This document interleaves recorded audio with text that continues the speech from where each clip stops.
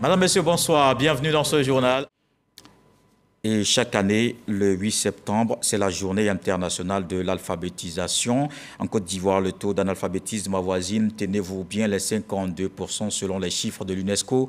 Le gouvernement a pris des mesures. 4 directions sont chargées de cette question d'alphabétisation au sein du ministère de l'Éducation nationale. Sur le terrain, les initiatives se multiplient aussi. Les collectivités locales, les organisations de la société civile mènent des actions. L'analphabétisme est un phénomène qui persiste. C'est un reportage de Sephora Zegui.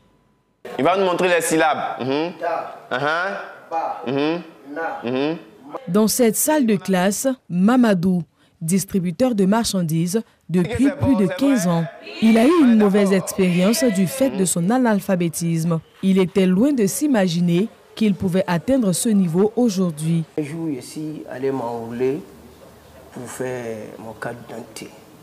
Et comme j'ai eu la chance à faire école arabe, dans ma signature, j'avais fait ça en arabe. Et donc, ce n'était pas validé. Vraiment, ça m'a fait beaucoup mal. Mais je me suis rendu compte que c'est parce que j'ai écrit en arabe qu'ils n'ont pas validé. Donc, j'ai dit pourquoi moi aussi, je ne vais pas chercher à apprendre la langue française aussi pour pouvoir me défendre. Pascal Couturier est allé à l'aventure en France il y a quelques années. Sur place, il s'est vu refuser un emploi parce qu'il était analphabète. Son orgueil fouetté, il s'inscrit alors au cours d'alphabétisation. On nous dit, chacun n'a qu'à dire ce qu'il sait faire, n'a qu'à écrire sur un bout de papier. Moi, je ne sais pas écrire. Et c'est quand je suis quitté là-bas, ça m'a choqué. Selon la Banque mondiale, en 2022, le taux d'alphabétisation était de 47% en Côte d'Ivoire et les femmes représentent les 2/3. Qui est donc considérée comme analphabète? La directrice de l'alphabétisation des adultes, des jeunes et des enfants donne des précisions. Une personne analphabète, c'est une personne qui ne sait ni lire, ni écrire, ni calculer dans une langue donnée. Le temps, les déplacements, les coûts, la pauvreté, autant d'obstacles qui entraînent beaucoup à jeter l'éponge. Confiant que son parcours peut être source de motivation pour d'autres apprenants, Pascal s'invite dans la sensibilisation à l'alphabétisation. Donc, celui qui ne sait pas lire actuellement, il est comme à peu près un aveugle. En cas, j'encourage les frères et sœurs qui sont dans la même situation, il faut qu'ils s'inscrivent.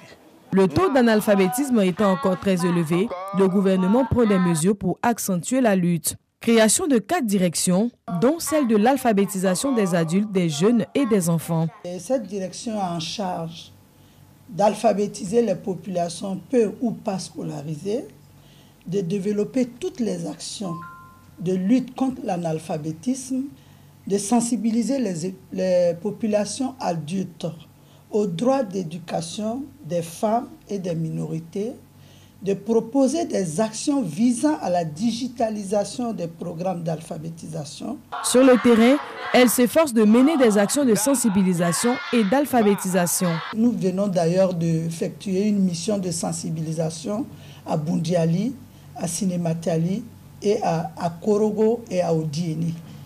Quand nous arrivons sur le terrain, nous rencontrons les chefs coutumiers, les chefs religieux, les autorités administratives, les autorités politiques.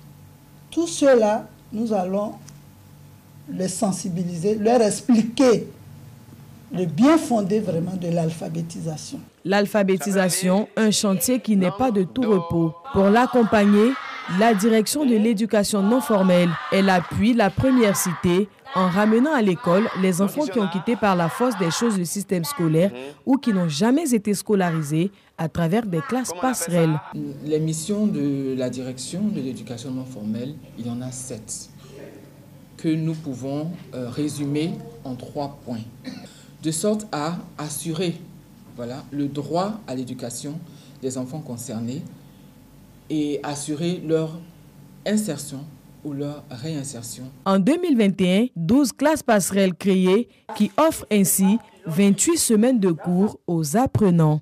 3 975 élèves inscrits et sur ces 3 975 élèves inscrits, Au terme des 28 semaines de formation-apprentissage, 3014 enfants sont proposés à l'intégration. Les deux directions plaident pour une subvention des activités menées par les initiatives privées, l'implication des cadres et des élus locaux dans la lutte contre l'analphabétisme. Les autorités, elles, font le pari ambitieux de réduire le taux d'analphabétisme à 20% d'ici 2025. Un plan d'action concret est déjà élaboré à l'occasion des États généraux de l'éducation nationale et de l'alphabétisation. L'analphabétisme, un phénomène qui persiste. C'était un reportage de Sephora Zegui. On va rester dans ce secteur de l'éducation-formation. Ce lundi 11 septembre démarre la rentrée. Les parents